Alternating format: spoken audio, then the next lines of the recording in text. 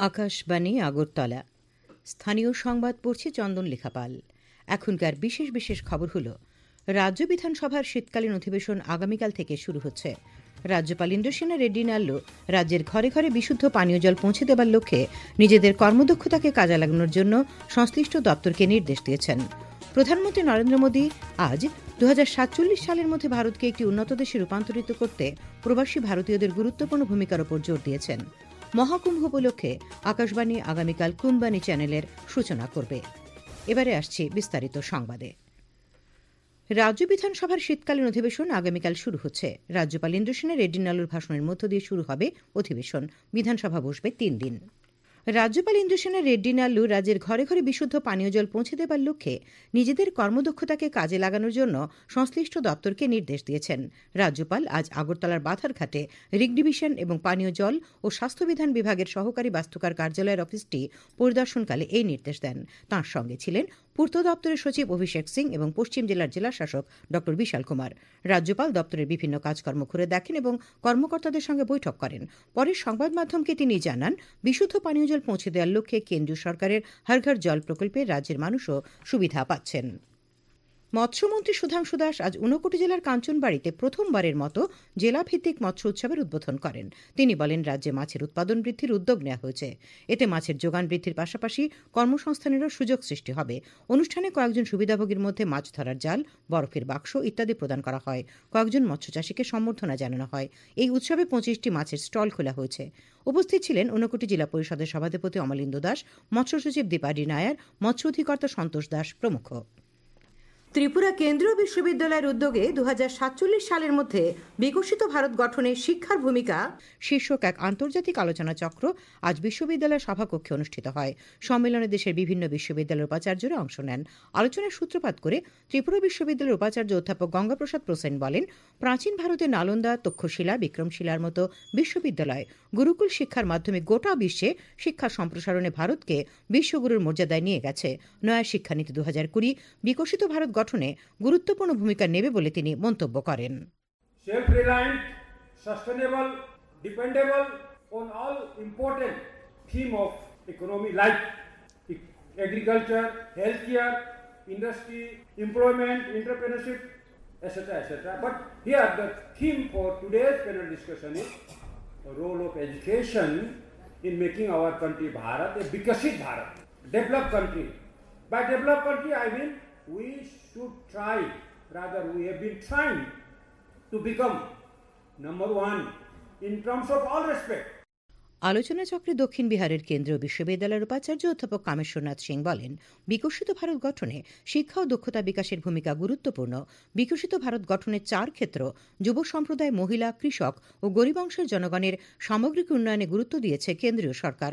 সম্পদ ও ক্ষমতার বিকেন্দ্রীকরণ, দেশের মজবুত গণতন্ত্র ও বিরাট সংখ্যক যুব সম্প্রদায়কে ভারতের মূল চালিকা শক্তি হিসেবে উল্লেখ করেন তিনি। সিকিম বিশ্ববিদ্যালয়ের উপাচার্য অধ্যাপক জ্যোতিপ্রকাশ তামাং বলেন, 2047 সালের মধ্যে দেশকে বিকশিত করতে শুধু সামগ্রিক উন্নয়নের পাশাপাশি প্রতিটি দেশবাসীকে সুস্থ দেহ ও সুস্থ মানসিকতা অর্জন করতে হবে। আলোচনায় টেকনো ইন্ডিয়া বিশ্ববিদ্যালয়ের উপাচার্য অধ্যাপক রতন কুমার সাহা উন্নত প্রযুক্তির উপর গুরুত্ব আরোপ করেন। ত্রিপুরা ব্যাম্বু মিশনের উদ্যোগে আজ থেকে শুরু হয়েছে বাঁশ দিয়ে গহনা তৈরির ওপর 15 দিনের প্রশিক্ষণ শিবির। লিচু বাগানে ব্যাম্বু অ্যান্ড কেন ডেভেলপমেন্ট ইনস্টিটিউটে শিবিরের উদ্বোধন করেন ত্রিপুরা ব্যাম্বু মিশনের অধিকর্তা মোহাম্মদ সাজ্জাদ।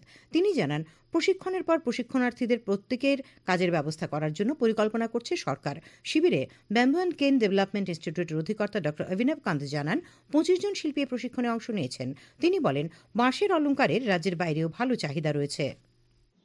आज से हम एक 15 दिन का एक ट्रेनिंग प्रोग्राम वर्कशॉप चालू कर रहे हैं, जिसमें कि हम बैम्बू से रिलेटेड ज्वेलरी बनवा रहे हैं।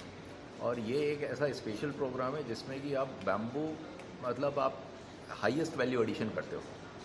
इसका मतलब है कि आप एक बैम्बू से आप काफ़ी ज़्यादा वैल्यू एडिशन कर सकते हो। और ये जो प्रोडक्ट है, ये प्रोडक्ट काफ़ी ज़्यादा एक्सपोर्टेबल मतलब कि आयाम रखता है। तो इस प्रोडक्ट को हम बाहर भी अलग अलग देशों में भेज सकते हैं। খবর প্রচারিত হচ্ছে আকাশবাণীর আগরতলা কেন্দ্র থেকে।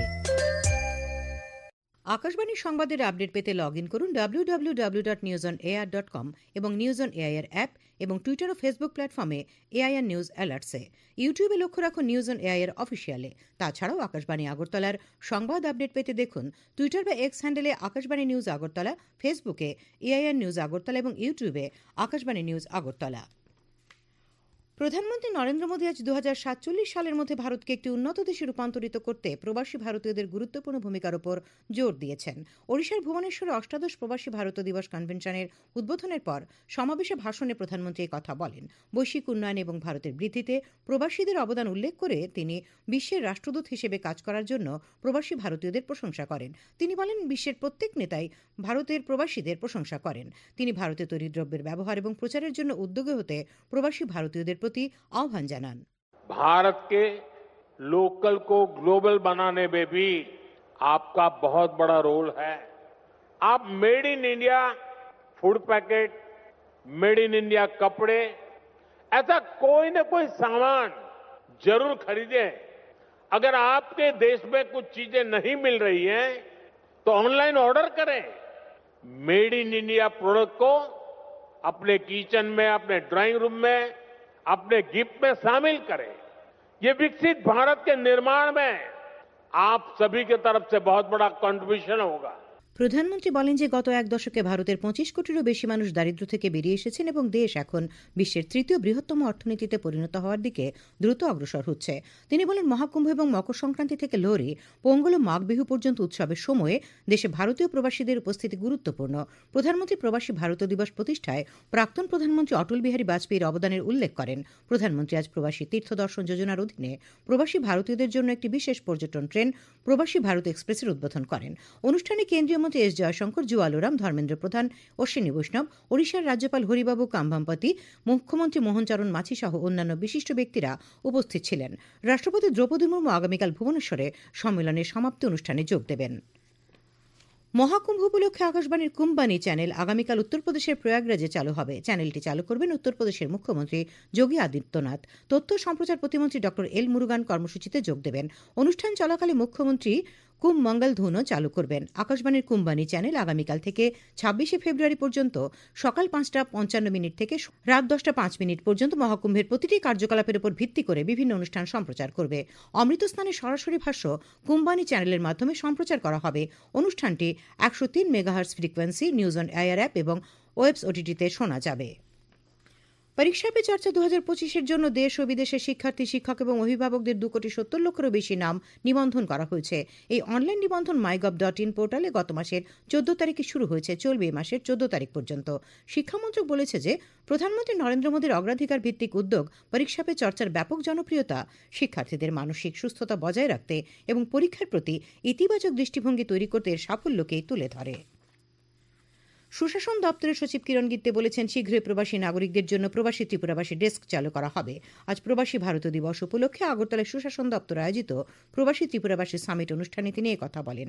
তিনি বলেন, এই সামিটের মূল উদ্দেশ্য হচ্ছে ত্রিপুরার যেসব নাগরিক দেশ বা রাজ্যের বাইরে রয়েছেন তাদের সঙ্গে ভার্চুয়ালভাবে সংযোগ স্থাপন করে রাজ্যের উন্নয়নে তাদের মতামত গ্রহণ করা।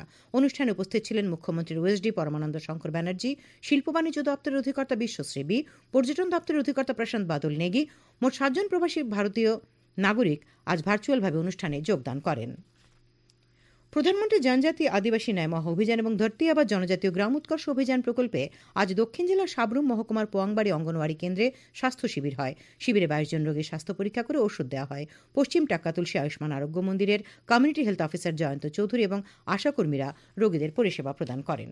খেলার খবর। টিসিএ পরিচালিত সদরের অনূর্ধ্ব 13 বছরের ক্রিকেট প্রতিযোগিতার আজ গ্রুপ পর্বের শেষ 4টি খেলা হয়।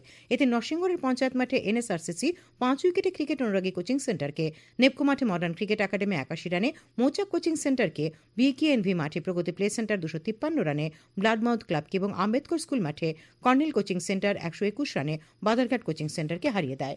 আবহাওয়া। আগামীকাল আকাশ আংশিক মেঘাচ্ছন্ন থাকবে, সকালে হালকা কুয়াশা পড়বে।